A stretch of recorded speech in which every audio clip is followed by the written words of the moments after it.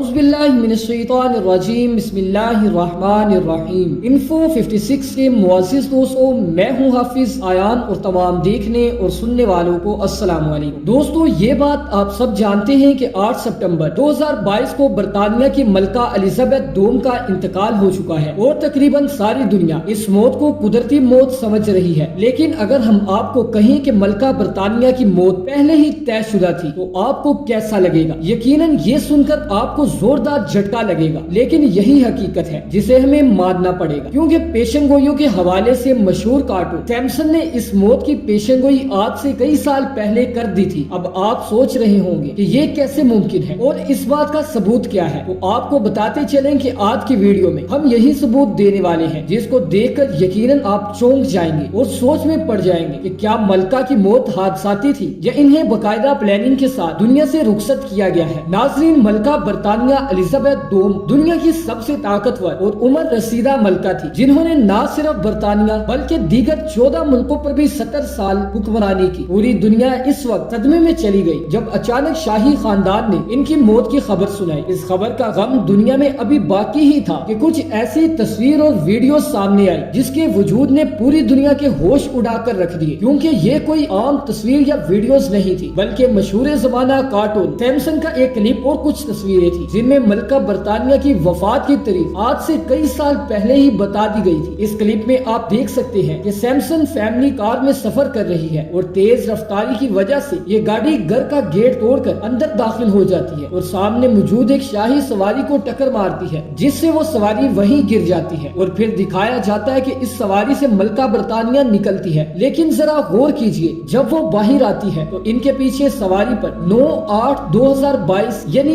8 ستمبر 2022 لکھا ہوتا ہے۔ جی ہاں، یہ وہی دن ہے جس دن ملکہ برطانیہ کی موت ہوئی۔ اس کے بعد دکھایا جاتا ہے کہ ملکہ برطانیہ کے گارڈ سیمسن کو مارتے ہیں اور حیران کن طور پر ان سپاہیوں نے بھی بالکل وہی وردی پہن رکھی ہے جو موجودہ شاہی خاندان کے سپاہیوں نے پہنی ہے، جو بذات خود ایک حیران کن پیشن گوئی ہے۔ اس کلپ کے آخر میں دکھایا جاتا ہے کہ ملکہ ایک بیڈ پر لیٹی ہوئی ہے اور ایسے لگ رہا ہے جیسے یہ ملکہ کا آخری وقت ہے، اور قابل غور بات یہ ہے کہ یہاں بھی بالکل وہی تاریخ لکھی ہوئی دکھائی گئی ہے جس تاریخ کو ان کا انتقال ہوا۔ اور دوستو، اس کے علاوہ ایک کلپ اور بھی وائرل ہو رہا ہے جس میں دکھایا جاتا ہے کہ ملکہ الزبیتھ کے ساتھ ایک عورت بیٹھی ہے جس نے مخصوص قسم کے کپڑے پہن رکھے ہیں، لیکن آپ کو یہ جان کر حیرت ہوگی کہ ایسا ہی منظر حقیقت میں بھی ریکارڈ ہو چکا ہے، جس میں کوئین کے ساتھ بیٹھی عورت نے بالکل وہی لباس پہنا ہے جو کلپ میں دکھایا گیا تھا، اور گلے میں موجود ہار اور آنکھوں پر لگی اینک بھی وہی ہے جو کئی سال پہلے سیمسن میں دکھائی گئی تھی۔ یقیناً یہ حادثاتی واقعات نہیں ہو سکتے، بلکہ ضرور ان کی پلاننگ پہلے سے ہی کی گئی ہوگی۔ اور اب سوال یہ پیدا ہوتا ہے کہ کیا ملکہ کی موت حادثاتی تھی یا پھر انہیں خود موت کی جانب بھیجا گیا؟ یہ وہ سوال ہے جو معاملے کو مزید الجھا رہا ہے، لیکن کیونکہ شاہی خاندان ان کی موت کے حوالے سے واضح جواب دینے سے قاصر ہے۔ شاہی محل کے مطابق ملکہ برطانیہ اپنی رہائش گاہ پر پرسکون حالت میں خالق حقیقی سے جا ملی، مگر برطانوی میڈیا رپورٹس کے مطابق چند بیماریاں لاحق تھی، جیسا کہ ایک میگزین کے مطابق زندگی کے آخری ایام میں ملکہ الزبیتھ کے اعصابی قوت میں کام کرنا محدود کر دیا تھا، جس وجہ سے ان کے جسم کے کچھ اعضاء ٹھیک سے کام نہیں کر رہے تھے۔ دوسری جانب ڈیلی میل نے اپنی رپورٹ میں ایک ڈاکٹر کا حوالہ دیتے ہوئے بتایا ہے ممکنہ طور پر ملکہ الزبیتھ دوم کو خون کی بیماری لاحق ہو گئی تھی، اور ہو سکتا ہے کہ ملکہ برطانیہ کے دل اور دماغ میں خون جمع ہو گیا تھا، جس کی وجہ سے ممکنہ طور پر ان کی موت ہوئی۔ تاہم اس حوالے سے شاہی خاندان اور برطانوی حکومت نے کوئی وضاحت نہیں کی۔ یہی وجہ ہے کہ یہ معاملہ مزید الجھتا جا رہا ہے۔ ناظرین، یاد رہے اس کارٹون کا تخلیق کار میتھ کرونگ ہے جو ایک ملحد ہے۔ اس بات کو آپ اس طرح سمجھ لیں، اس دنیا میں خدا کے حوالے سے یقین رکھنے والے آپ کو مختلف قسم کے لوگ ملیں گے، جن میں ایک فرقہ کہتا ہے کہ اس کائنات کو کس نے بنایا اور وہ اللہ ہے یا بھگوان ہے، مطلب یہ ہے کہ اس کائنات کو بنانے والا کوئی ضرور ہے، اور مسلمانوں کے نزدیک اس کائنات کو بنانے والی ذات صرف اور صرف اللہ کی ہے، اور یہی بات حق پر ہے۔ اس گروہ کے علاوہ دوسرا گروہ جو کہتا ہے کہ کائنات خود بخود وجود میں آ گئی، یعنی اتنی بڑی کائنات کو بنانے والا کوئی بھی نہیں ہے۔ سیمسن کارٹون کا مالک ان دونوں عقیدوں پر یقین نہیں رکھتا، بلکہ یہ کسی تیسرے عقیدے پر یقین رکھتا ہے جسے انگلش میں ازم کا نام دیا جاتا ہے۔ اس عقیدے کو ماننے والے لوگوں کا کہنا ہے کہ اس کائنات کو بنانے والا کوئی ضرور ہے، لیکن اس کائنات کو بنانے والے کی موجودگی نامعلوم ہے۔ جیسا کہ آپ جان چکے ہیں کہ سیمسن کارٹون کی بے شمار پیشن گوئیاں صحیح ثابت ہو چکی ہے، لہٰذا اس تمام صورتحال کا جائزہ لیتے ہوئے سوال یہ پیدا ہوتا ہے کہ آخر یہ پیشن گوئیاں کیسے پوری ہوتی ہے۔ اس بارے میں 3 مختلف آراء پائی جاتی ہے۔ جیسا کچھ لوگ کہتے ہیں کہ یہ شیطانی یا دجالی کارٹون ہے اور اس کارٹون سیریز کے مالک میت گروم کو شیطان کی طرف سے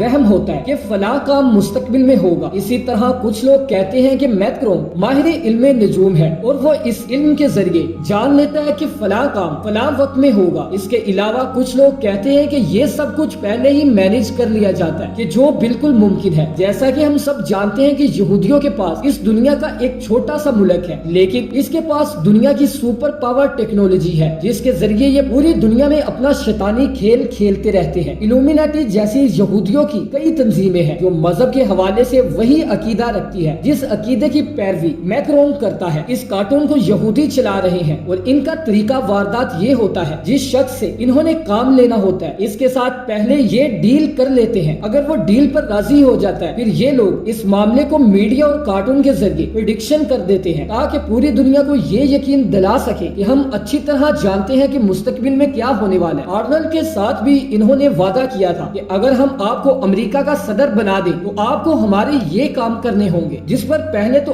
آرنلڈ مان گئے، لیکن جب ان کو اس ڈیل کے سائیڈ ایفیکٹس کا علم ہوا تو انہوں نے انکار کر دیا۔ اس کی وجہ سے یہودیوں نے آرنلڈ کو چھوڑ کر صدر بش کو امریکہ کا صدر بنا دیا۔ تاریخ اس بات پر گواہ ہے کہ صدر بش نے مسلمانوں کے خلاف کتنے زہریلے کام کیے تھے، جیسے کہ اسرائیل کے لیے جتنا کام بش نے کیا اس طرح کسی اور نے نہیں کیا۔ اسی طرح جو بائیڈن سے بھی ڈیل کی گئی تھی کہ آپ نے اسرائیل کے لیے یہ کام کرنے ہیں، اس لیے کارٹون کے ذریعے اس کی پریڈکشن کی گئی۔ آپ اچھی طرح جو بائیڈن کے متعلق پڑھیں، جب سے وہ امریکہ کا صدر بنا ہے وہ اسرائیل کے لیے کیا کچھ کر رہا ہے، یہاں تک کہ جتنا کام وہ اسرائیل کے لیے کر رہا ہے شاید اتنا کام خود امریکہ کے لیے بھی نہیں کر رہا۔ اسی طرح گریٹر اسرائیل کے لیے یہ کام بھی ضروری تھا کہ عرب ممالک میں بغاوت شروع کی جائے، جس کے لیے انہوں نے شام کا انتخاب کیا۔ آج شام کے باشندے یہ بات تسلیم کرتے ہیں کہ یہ بغاوت کسی بہت بڑے منصوبے کے ساتھ کی گئی۔ انہوں نے پاکستان کے متعلق بھی پیشن گوئی کی تھی کہ پاکستان کے ٹکڑے ہو جائیں گے، یعنی کارٹون سیریز میں بلوچستان اور کراچی کو پاکستان کے نقشے سے الگ کر کے دکھایا گیا تھا۔ یہ بات بھی آپ اچھی طرح جانتے ہیں کہ سن 2014 اور 2015 میں کراچی میں دہشت گردوں نے کیسی تباہی مچائی تھی۔ یہ تو اللہ پاک کا کرم اور پاک آرمی کی بلند ہمت ہے کہ پاکستان دہشت گردی جیسی لعنت سے پاک ہو گیا، ورنہ شاید یہ پیشن گوئی پوری ہو جاتی۔ پیارے دوستو، ان تمام باتوں کے بعد اس میں کوئی شک نہیں رہ جاتا، یہ کارٹون یقیناً دجالی کارٹون ہے جس کی سربراہی یہودی تنظیم الومیناٹی کر رہی ہے۔ وہ دنیا کو اپنے نظام کے نیچے چلانے کے لیے سرگرم ہے۔ دوستو، یہ تھی ہماری آج کی ویڈیو۔ اگر آپ کو پسند آئی ہو تو ویڈیو کو لائک کر دیں اور مزید معلوماتی، تاریخی اور اصلاحی ویڈیوز کے لیے چینل کو ضرور سبسکرائب کریں۔ آخر میں دعا ہے کہ اللہ تعالیٰ ہر مسلمان کو اس دجالی فتنے سے اپنے حفظ و ایمان میں رکھے، آمین۔ اس دعا کے ساتھ اجازت چاہتا ہوں، ملتے ہیں ایک اور انفارمیٹیو ویڈیو میں، اب تک کے لیے اللہ حافظ۔